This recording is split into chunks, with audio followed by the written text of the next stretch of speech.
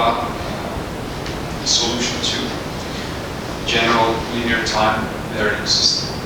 And in this lecture, we're going to talk about a special but very important case of an LTI system. So let's write our LTI system down. Okay, we have x that equals ax plus u, y equals cx plus d. And the initial condition is denoted by x0, which is a vector in R, and t0 indicates our initial time.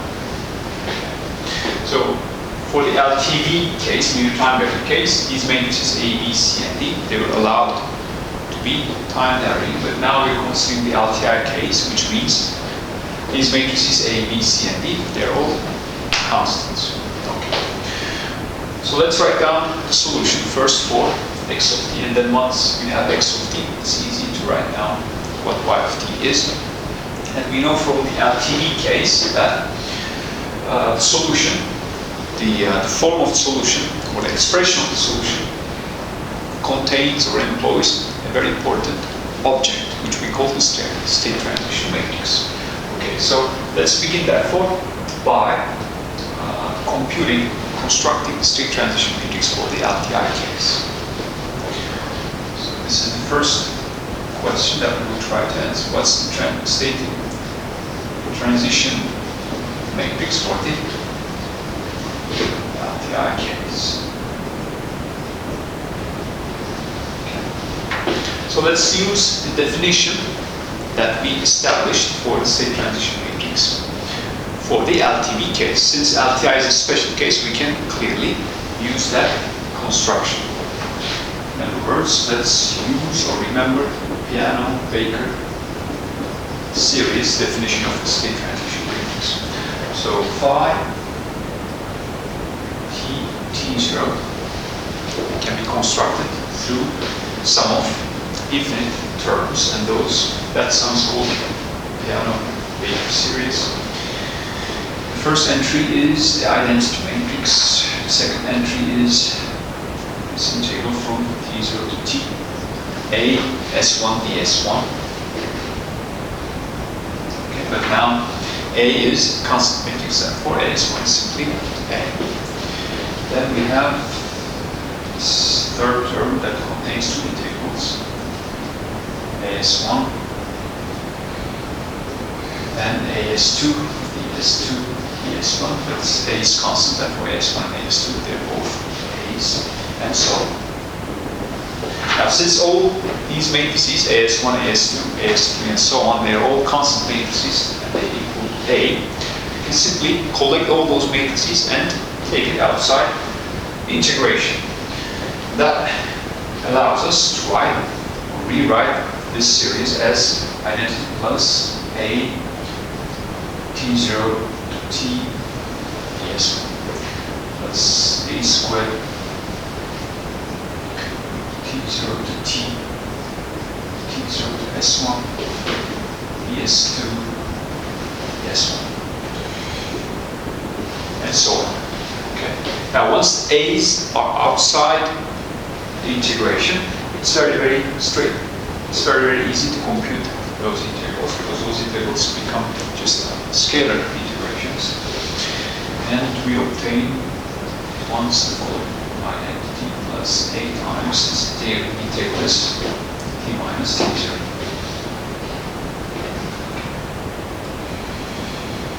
T minus t0. That is the scalar multiplying a matrix. And then we have a squared, and this double integration gives us t minus t squared, t minus t0 squared, and then we have to divide by 2, and so on. T minus t0 squared over 2 plus a cubed, t minus t0 cubed divided by 2 times 3 factorial, and so on. Therefore, because we have a very special A matrix, which is constant, we can write the state transition matrix in a more compact, clean way compared to the state transition matrix for the time varying case. So we therefore obtain for the LTI case that the state transition matrix enjoys this simple form. Summation 0 to infinity t minus t0 raised to the power k divided by k factorial. That scalar is multiplied for each k by the kth power of a. And by definition, we have to somehow account for this identity matrix here. And by definition, by convention, 0th power of any matrix in a square matrix is the identity matrix. Then this expression is the straight transition matrix for the LTI case. Note that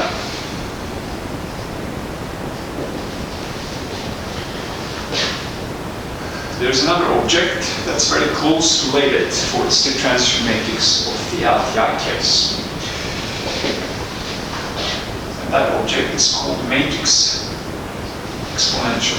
Okay, you take a square matrix and you talk about its exponent e to that square matrix, and it's defined as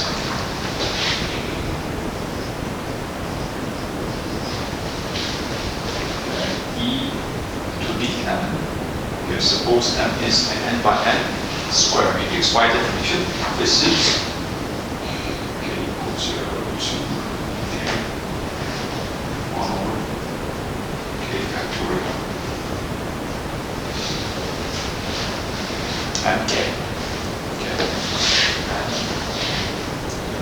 This is square matrix. With this notational convenience, we can re-express the straight transition matrix for the LTI case. That works. Hence, we have state transition matrix for the LTI case equals e to the a t minus t0. So, the state transition matrix has a very elegant expression for the LTI case.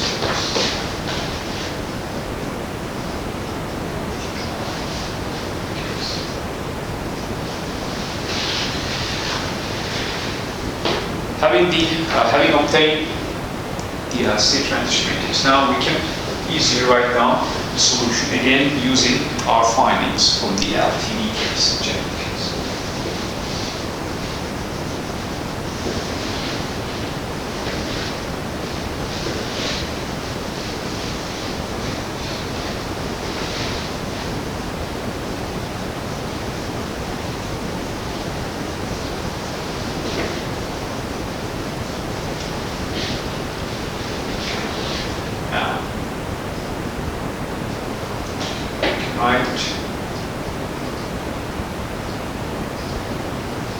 The solution easily as x of t equals state transition matrix times the initial condition plus the integral that represents the effect of the input to the solution. So e to the a t minus t0 times the initial condition plus t0 to t phi of t tau, then times beta u tau d tau. And now phi t tau is simply e to the a t minus tau.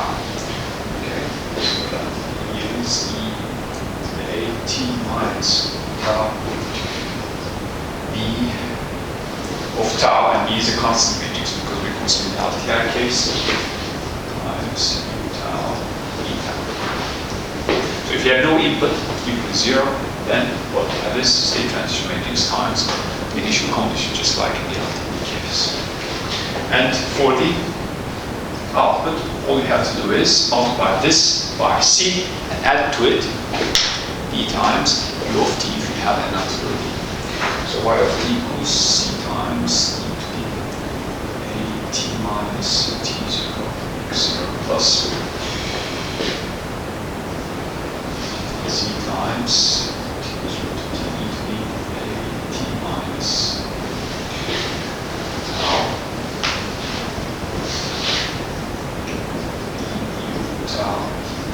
plus E U of t. Now this term is called forced response.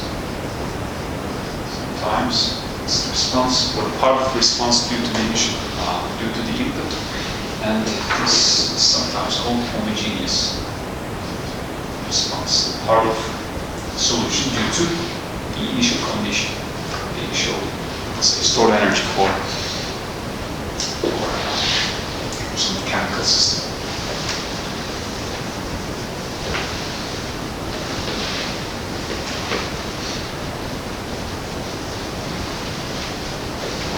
Now let's go over quickly some of the important properties of straight transition matrix, or in other words, matrix exponential for the LTI case. Properties of straight transition matrix.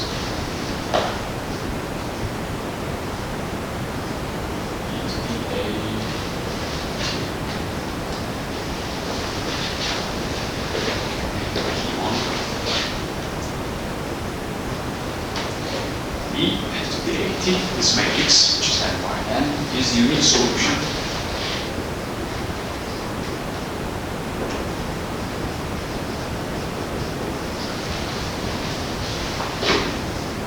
psi t, which is a matrix variable, n by n matrix, to following homogeneous matrix, LTI matrix equation. Over dt psi t equals a times psi t, starting from the initial condition.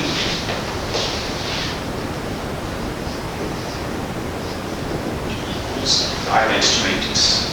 Okay, that's n by n identity matrix. So that's our P1, P2. Equals e to the a t, e to the a tau. T and tau are just arbitrary real numbers. And this product equals e to the a t plus tau. And since t plus tau equals tau plus t, this must equal e to the a tau times e to the a t. In other words, e to the a t and e to the a tau for all t and tau, those two square matrices, they always commute with one another. Now that in general, if you take two square matrices, A and B, let's say A times B, does not have to be equal to B times A. Okay, but for this special type of matrix, the A t and the A tau, they always, those two square matrices for all t and tau, commute. Only t tau. The immediate consequence of this property is the following. Okay. Choose, for instance,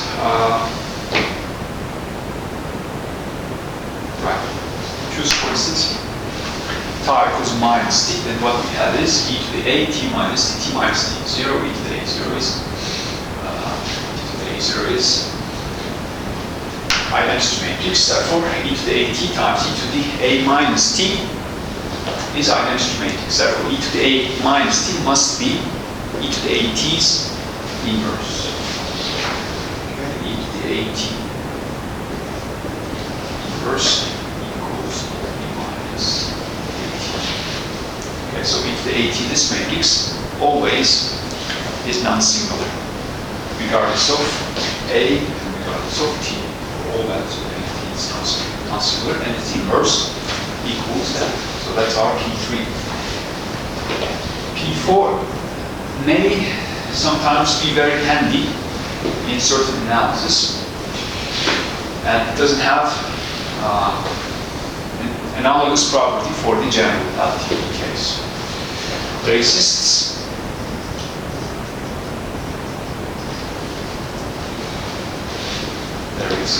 scalar functions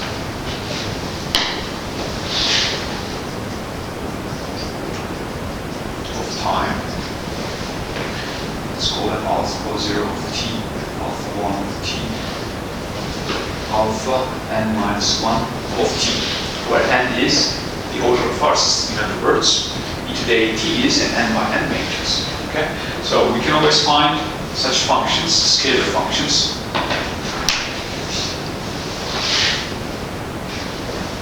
such that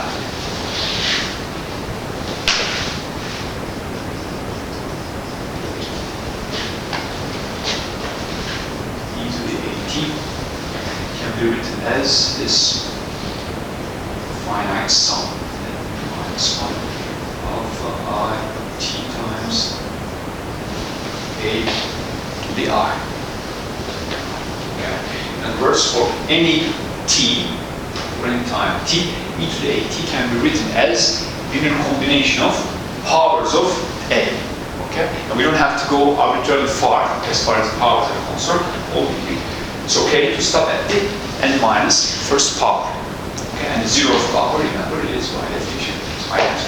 This is a direct consequence of a very, very important theorem for linear algebra, namely the Cayley and Hamilton theorem.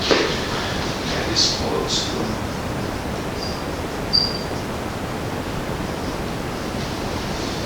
celebrated Cayley.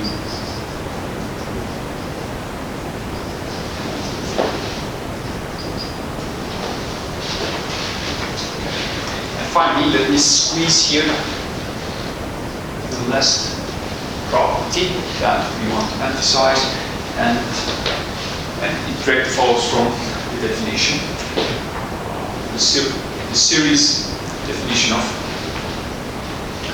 state transition matrix, which is that a times e to the at equals e to the at times a. Here we have two square matrices. A is an n by n matrix, e to the at is another n by n matrix, and we said that in general two square matrices do not commute. AB doesn't commute B times A, but if, for this case, where one of the matrices is A and the other is matrix exponential, they always, those two matrices always commute for all values of time t. Okay, now we have a definition in our hands for the construction of n to the at, let's say, which follow from Piano-Maker series and includes and employs an infinite series. Okay. There's another shorter way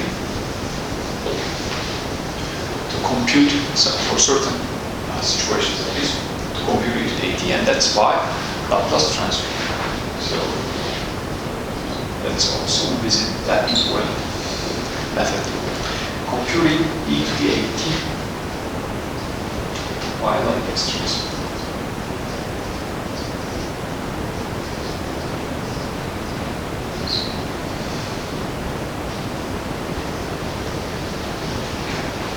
So we start from this differential equation that should be satisfied by e to the at. Because e to the at is unique solution to that differential matrix differential equation. Then what we're going to do is we start from this equation and then we transform that equation to the Laplace domain in complex frequency. Here over dt, e to the at equals a times e to the at. Okay, so let's take Laplace transforms of both sides.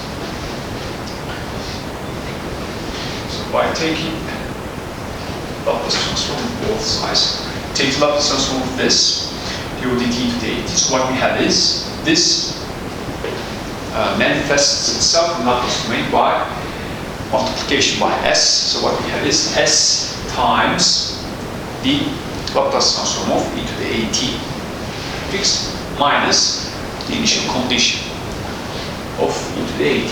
And initial condition of e to the at is simply the matrix. Therefore, Laplace transform of the left hand side is s times Laplace transform of e to the at, whatever it is, minus the initial condition value that t equals 0. And this must equal the Laplace transform of this A times e to the at. Transform of A times e to the at. Since A is a constant matrix, we can take it outside the transformation. Hence, this should equal A times Laplace transform of e to the at. This matrix here is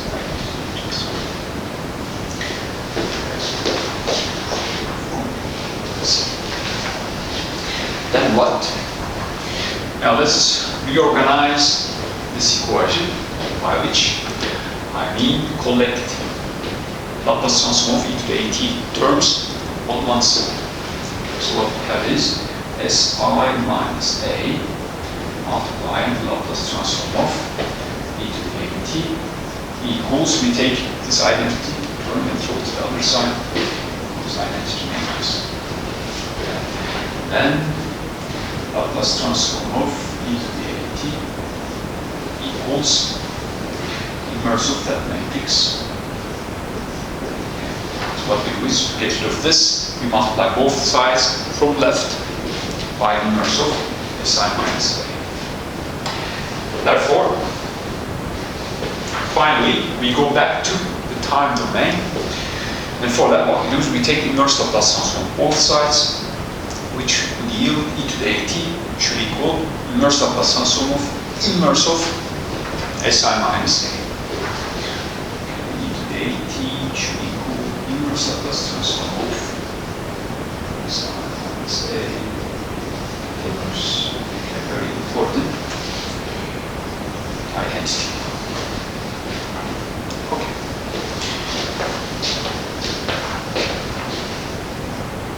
Now let's apply our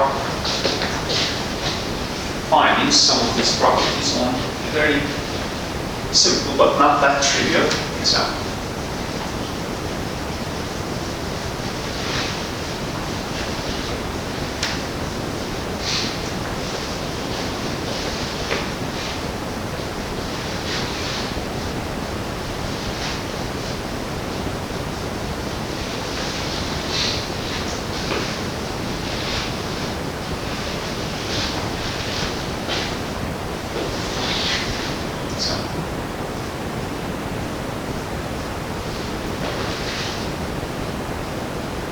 Compute straight transition matrix or matrix exponential for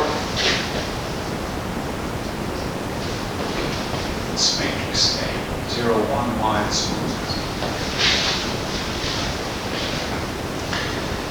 Now, before, well, eventually we will compute the AT, and the best way, it seems, for this example at least, is to use what we have just obtained using Laplace transform. But before doing that, let's try to visualize some instances where this matrix naturally appears, so that we will be convinced that this is not a very that artificial example. Physical instances for x that equals ax. Now, one nice thing about A, or one special thing about A, is for this A is that it's skew symmetric. And skew symmetric A matrices sometimes appear when we model systems where the energy is conserved, where there is no friction, where there is no resistance. Okay. One of such examples would be mass spring system. Is we have mass attached to fixed frame through a linear spring. And suppose that friction is negligible, so we can model this. We can model our system as a friction-free system. K is the spring constant, and is mass of the block, and let Y indicate the displacement of the mass at the equilibrium position. So we assume that friction is negligible. And for simplicity, for further simplicity, let's work with unit K and M parameters. Okay. K is 1, M is 1. So we're working with sort of a normalized system. Now, we know that the equation for this system is my double n times the acceleration equals the force acting on the mass, okay, or body. Since there's no friction, there's only one outside external force, there's only one source of force, and that's the force due to the spring. So it's in the opposite direction. So that's what we have. My double that equals minus ky, or collecting anything to one side. And my double that plus ky equals 0. This can be written as y double dot equals minus y by taking n and k equals 1. So this is the fundamental equation for the theory of oscillations. And so this is the model for this mass system. But we express that model so that we have the form that we like, this representation, x equals to x. For that we have to choose a statement. Whenever we have a physical system, it's usually best to stick to natural choices for the statement. And in this case, best choice seems to be taking position and velocity as our state variables. So let's do that. Let x1, the first state variable, be position, and second state variable be the velocity of the block. That immediately yields x dot. By x we mean x1 and x2 sector equals a times x. Okay. What's a? x1 dot, okay, is y dot, and y dot is x2 dot, x1 dot equals x2. x1 dot equals x2. What's x2 dot? x2 dot is y double dot. Y double dot is minus y is minus x1 dot. x2 dot is minus x1. Here we have our A matrix. Okay. That appears in the model of this frictionless mass spring system. Another example. You can find many examples, but another example comes from circuit theory.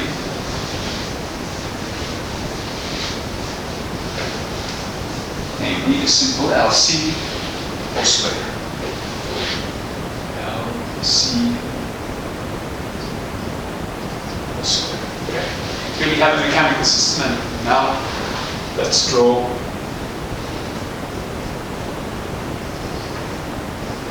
electrical circuit. These two systems, they belong to very different worlds, but it turns out that, remarkably enough, they are modeled by, mathematically speaking, they obey the same equations. Let's quickly obtain, once again, the equation of the model for the system. We have capacitor voltage VC, this is R, I have, okay, inductor, current. And no friction assumption in the mechanical world would carry itself to no resistance assumption here, the electrical world. And again, for simplicity, suppose that we work with the normalized diagram, so that L equals 1 and C equals 1 inductance and capacitance are unity.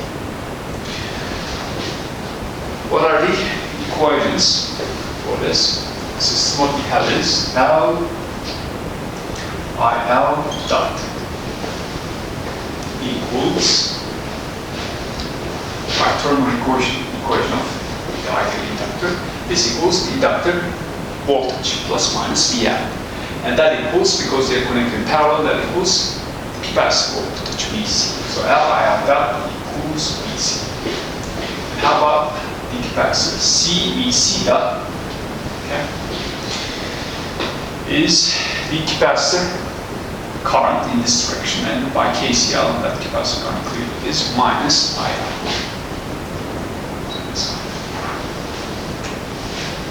And for this electrical example, best state choice seems to be, again, we go with natural choice, the capacitor voltage and the inductor current.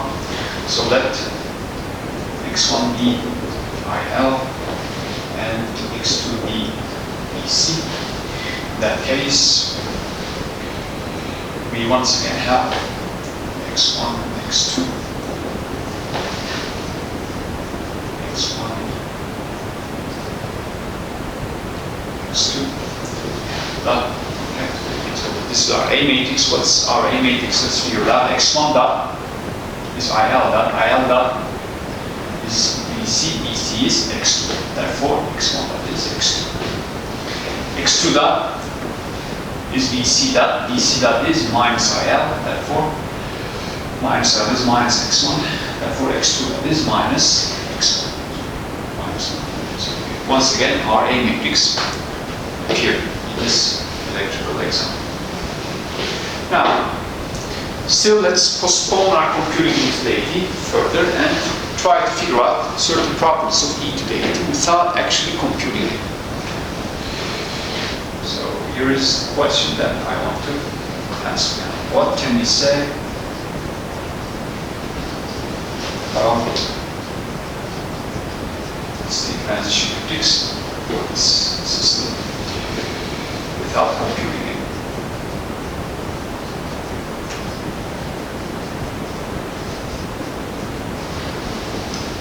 Okay.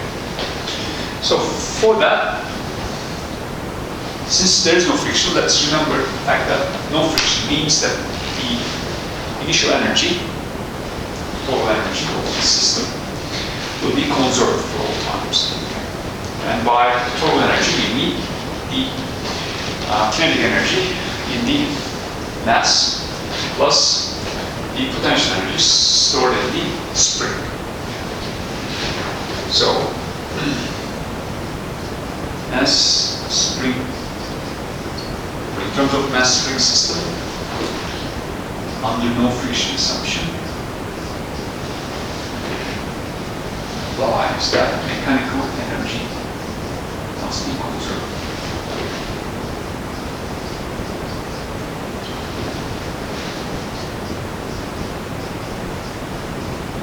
Okay.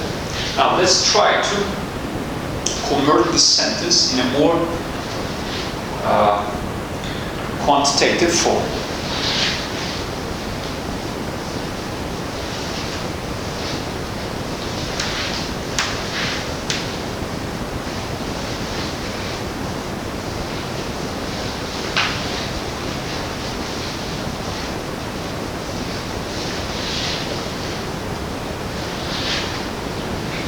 For that, let's write down total energy in the system, in the mechanical system. And since our guess is that it's conserved, it means it's constant. Therefore, this E of t must have zero time derivative. In other words, E that must equal zero. So let's see whether that's the case or not. So what's E? Let's be precise about that. That's potential energy stored in the spring plus the kinetic energy of the mass.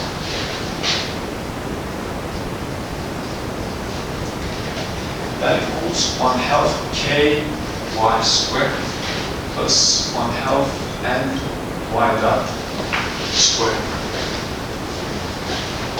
That equals, because we have taken k and m to be unity, 1/2 x1 squared plus 1/2 x2 squared. Remember that our first state was the position, the second state for the mechanical system was velocity.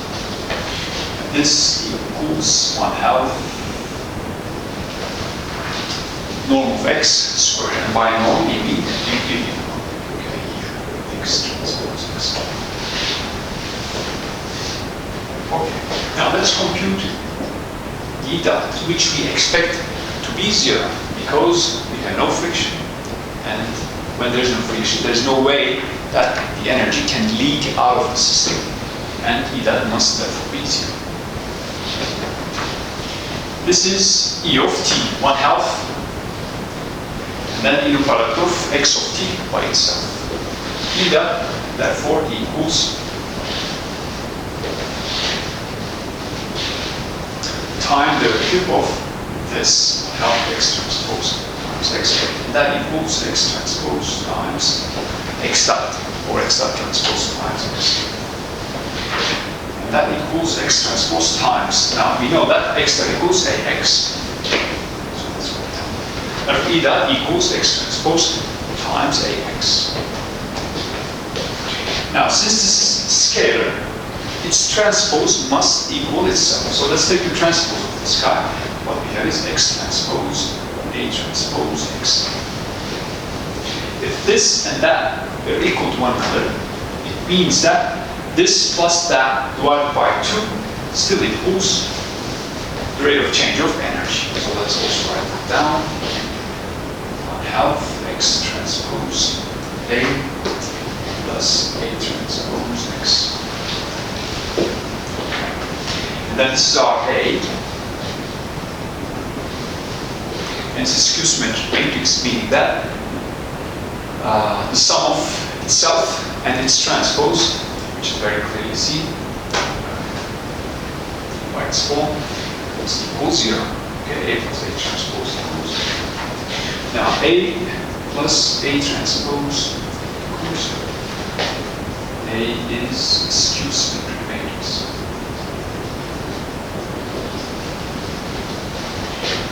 Okay, since A plus A transpose is 0, regardless of x, you will always have 0 for this expression. And that expression was no other than E dot. So we have what we expect to have. That means E dot equals 0. Mechanical energy is conserved. Is expected. Okay. So let's try to interpret that. What does E dot equal 0 means from the point of view of state transition matrix e to the AT. So this equals 0 means that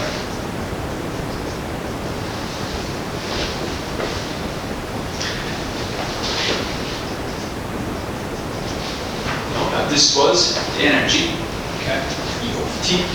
This is the initial energy. This is the energy at time t. This must equal the initial energy. The energy at time t equals 0. So let's get rid of this 1/2 terms so that our equation looks a little bit simpler. Okay. And then replace x of t with its state transition expression, namely x of t, the solution equals e to the at times initial condition vector, which is x0. If you do that, what you have is x0 transpose to the at transpose, and then x of t is at times x of 0.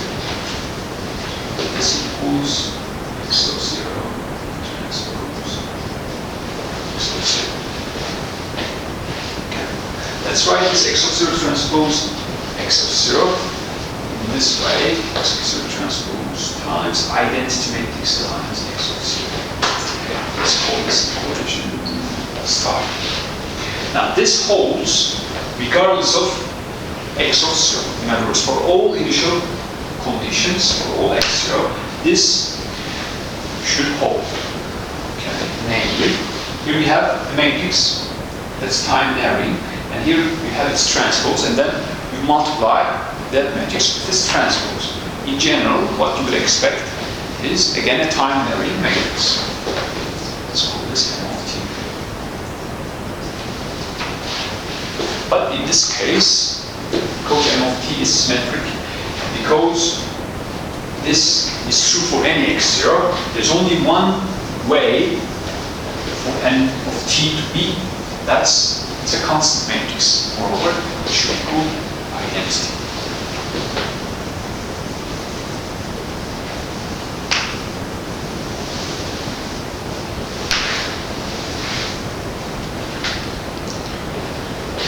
Okay, so because m of t is symmetric.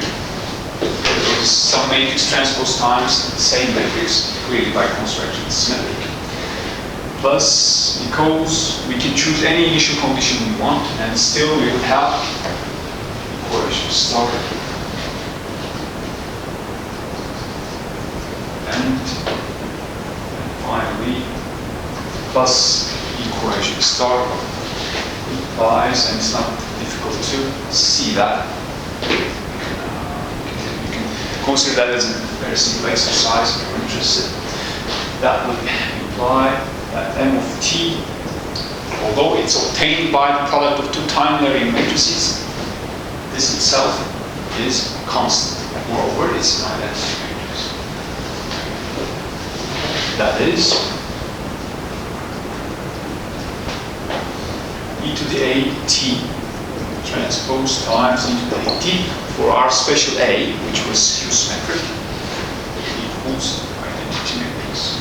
And whenever this is the case, we say that e to the a t is an orthogonal matrix. It must be.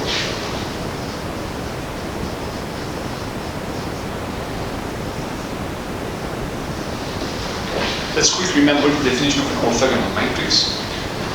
A square matrix is said to be orthogonal if its transpose equals its inverse. In other words, if Q transpose Q equals identity matrix. Okay? An important property of orthogonal matrices is that they are non-preserving. And here, that property manifests itself as the conservation of energy. Okay? So everything is linked to one another in a very elegant fashion. The orthogonal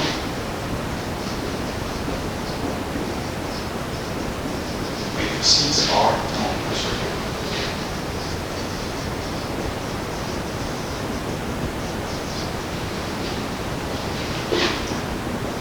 That is, and here we're talking about the two norm here.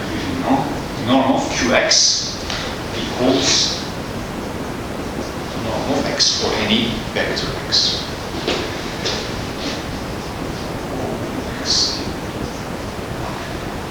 Well, in this case, n equals 2, but this is, in our case, n equals 2, but this is a general property. And here is something that may be useful for certain analysis. In general, if A is a skew symmetric matrix, then the state transition matrix obtained from such A must always be orthogonal.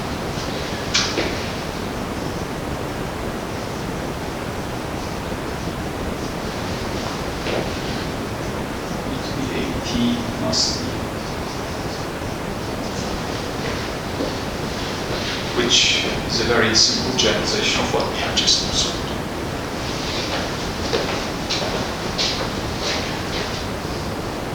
Okay, now let's do the thing that we have been postponing for a while, namely, let's compute e to the at using Laplace transform. And once we have e to the at, we can check whether it is indeed orthogonal or not, okay, whether it satisfies the property.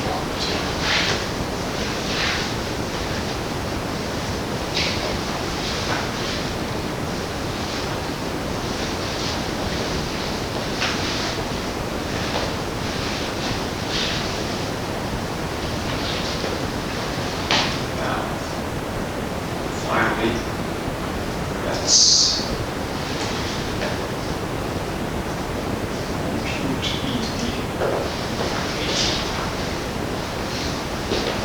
for that, what we have to do is, if we want to compute by inverse of this transform, we have to figure out the inverse of the matrix Si minus A.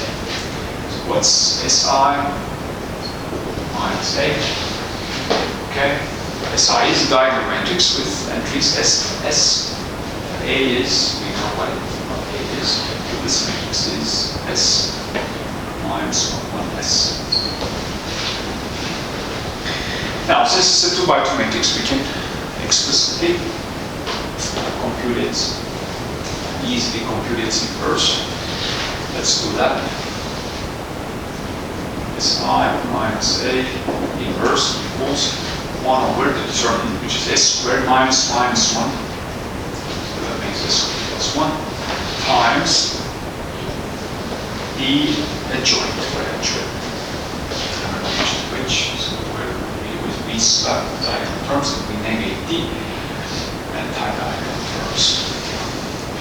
And this yields the following matrix: S squared plus 1, 1 over S squared plus 1, minus 1 over S squared plus 1, and so on. We have Si minus A inverse. All that remains to obtain AT is taking inverse Laplace transform of this, and taking inverse Laplace transform of matrix simply means to take inverse Laplace transform of each entry. So e to the AT therefore equals inverse Laplace transform of Si minus A inverse. That means inverse Laplace transform of S squared plus 1 inverse Laplace transform of 1 over S squared plus 1 inverse Laplace transform of minus 1 S squared plus 1 S squared plus 1. These are simple inverse Laplace transforms. You can't remember them. You can always go and check Laplace transformation table, and the answer is this is cosine, this is sine, the remaining terms are the same, sine, so start with the AT. So let's check whether this is satisfied.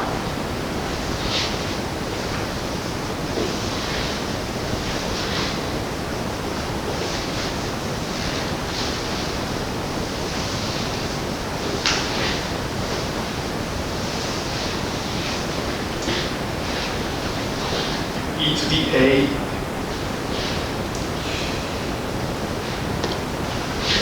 T is over there. Take its transpose and multiply by itself. And if you do that multiplication, you see 0 with off-diagonal terms, and the diagonal terms are or seem to be functions of time, but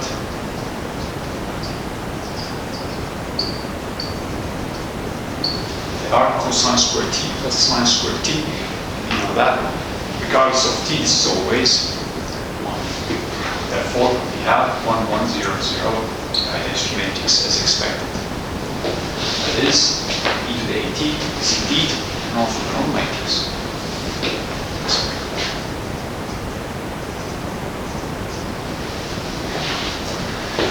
Now, it's already a special matrix, orthogonal matrix, but among orthogonal matrices, it's a special orthogonal matrix, okay, further. And it's because it's a rotation matrix. So let's put that piece of information as our final remark. E to the AT is a rotation matrix.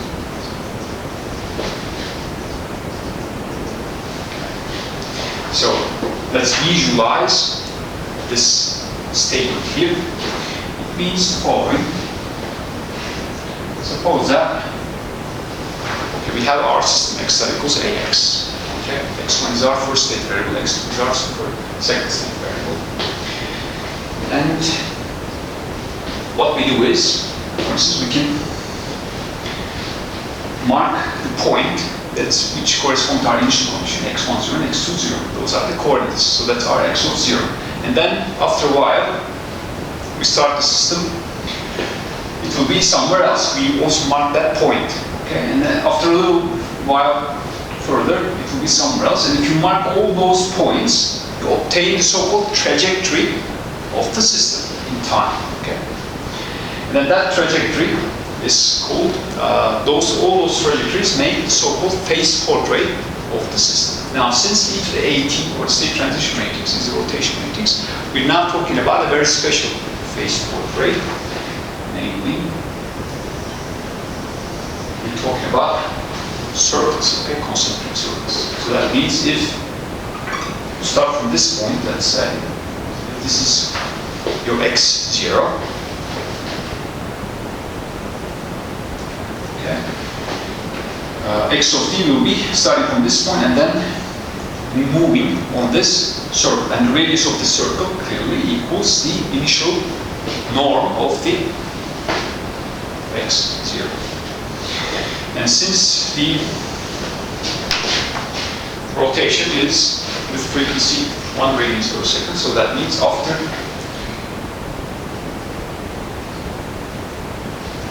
pi over 2 seconds, let's say, you will be here, x pi over 2, at t equals pi over 2. The sky will be rotated 90 degrees in clockwise direction. Why clockwise direction? Well, for that we have to check first.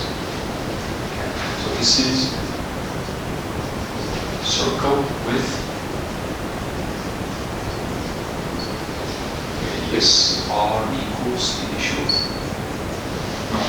Okay, to start here, you run the system, so x of t is moving on that circle with constant 1 radius per second angular velocity. Now, as this x of t moves, what happens to x1 of t and x2 of t? x1 of t is the projection of x of t onto the horizontal axis. As x of t moves, x1 of t does this thing, okay? It oscillates back and forth, and that will give rise to sinusoidal behavior. Likewise, x2 of t is the projection of x of t on the vertical axis. So as x of t is rotating in this direction, x2 will be oscillating up and down on the vertical axis, okay? And that will give to the sinusoidal behavior